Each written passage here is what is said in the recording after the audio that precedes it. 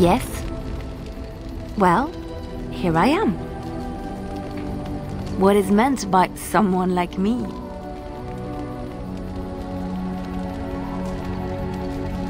And there were no beautiful, charming women in the cloisters, you think? You would be wrong. There were many lovely young initiates in the Lothering cloister, all of them chaste and virtuous. It added to their mystique, because then they were forbidden, and forbidden fruit is the sweeter, no? My fruit? I can't believe I'm having this conversation. But no, I did not take vows. The Chantry provides succor and safe harbor to all who seek it. I chose to stay and become affirmed. I was a traveling minstrel in Orlais. Tales and songs were my life. I performed, and they rewarded me with applause and coin. And my skill in battle? Well, you pick up different skills when you travel, yes? Yes, of course. Let's move on. Yes? Well, here I am.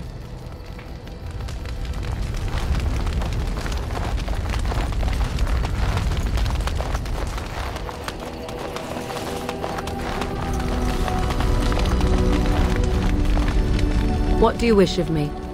If you must. I was not born such.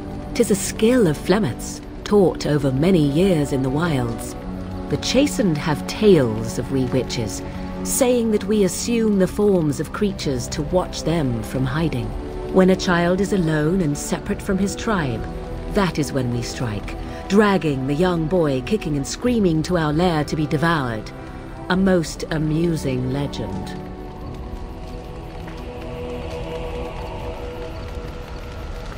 Oh? I truly doubt that children would be worth the effort.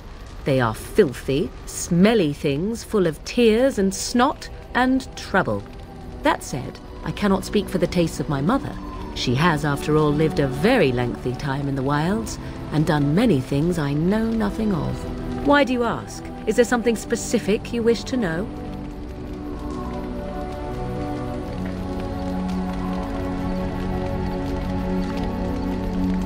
Oh?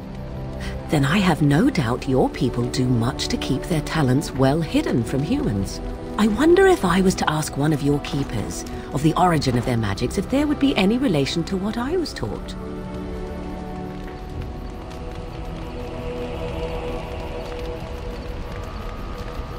I may even ask my mother about it someday, though I doubt she would tell the truth of it even so, such is her way.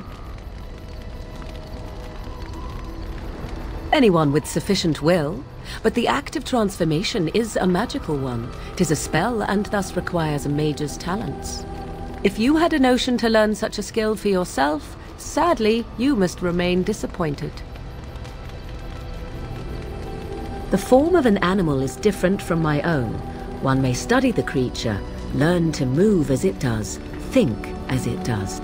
In time, this allows one to become as it is.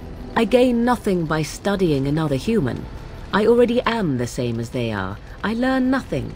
So the answer is no, my human form is the only one I possess. There were nights when the wilds called to me, 'tis true. You look upon the world around you and you think you know it well. I have smelled it as a wolf, listened as a cat, prowled shadows that you never dreamed existed.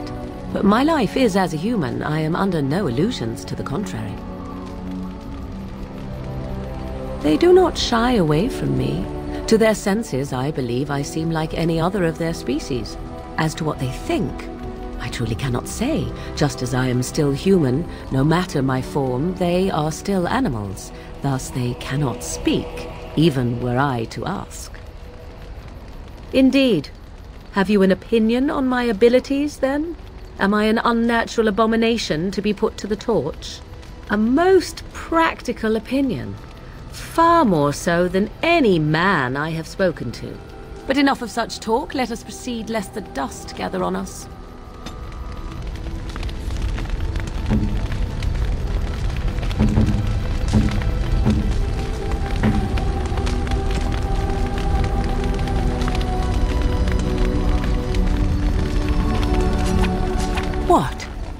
You found Flemeth's grimoire? Ever since we discovered the condition of the Mage's Tower, I had wondered if it might be recoverable, but I had yet to speak of it to you. How fortunate that you found it on your own. You have my thanks. I will begin study of the tome immediately. Return it? Indeed not. This tome represents the one time any of my mother's secrets were able to get away from her. I do not intend to squander this opportunity to learn more than Flemeth wished me to know. This should be interesting.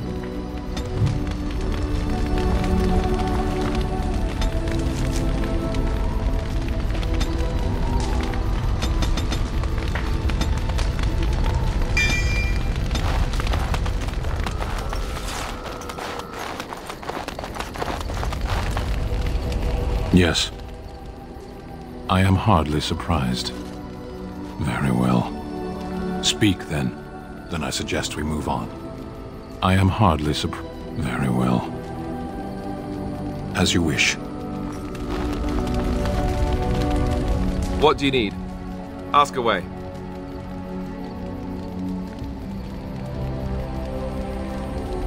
Have you seen the uniform? It's not only stylish, but well made. I'm a sucker for good tailoring. That's just in public. In private, we have these yellow and purple tunics, right? Much more comfortable, and you don't break the beds when you jump on them during a pillow fight.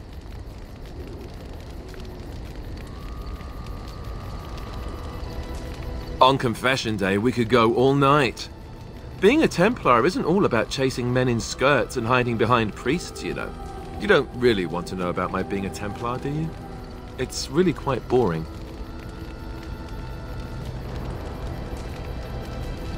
You know, I like the way you think. But I guess if you're really curious, there's no harm in obliging. I have a couple of interesting-looking moles I can show you later, too, if you're interested. The truth of the matter is that I did hate going to the monastery. The initiates from poor families thought I put on airs, while the noble ones called me a bastard and ignored me. I felt like Al-Eamon had cast me off, unwanted, and I was determined to be bitter. But I took some solace in the training itself, I guess. I was actually quite good at it. Using the abilities I have came after years of education and discipline that was difficult to achieve, if rewarding. The sword training and religious doctrine all came later. I never really felt at home anywhere, though, until I joined the Grey Wardens. And Duncan felt my Templar abilities might be useful for when we encountered Darkspawn magic, so I kept it up. What about you? Do you have anywhere you consider home?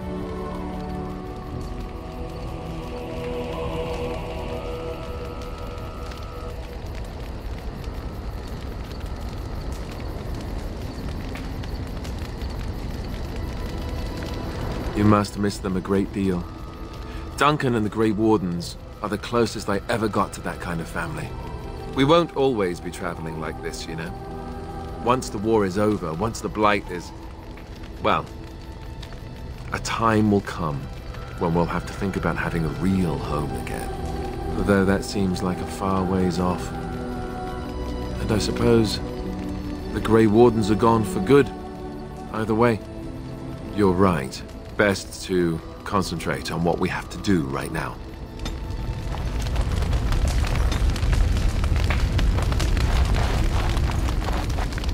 Oh, it's been a long day.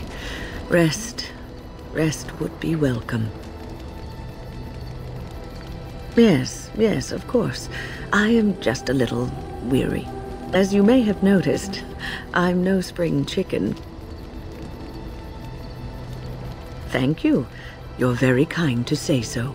But in all honesty, I do not know how many years I have left in me. I have lived for such a long time, but there is always something else to do. And I have to keep going in order to do it. I think I will be glad when I am done. Oh, I don't know. I really don't. Have you encountered many abominations, apart from the ones in the Circle Tower? You are younger than I, and your nerves yet have some steel in them. Did you feel any fear facing the abominations? The first time I saw an abomination, my blood turned to ice. It was months before the nightmares stopped. It was the knowledge that I could easily become one of them that frightened me the most. One slip. All it takes is one slip, and everything you are is simply gone, replaced by madness. And there is no turning back, or at least that's what they say. Of late, I have begun to wonder if there is any way an abomination can be cured, or if a mage could be so possessed and still retain their sanity, their humanity. Yes, it is madness and cruelty that define abominations. If those are lacking, if the mage remembers the person they truly are, then they are not an abomination. I never saw that. Thank you for showing me another way of looking at it.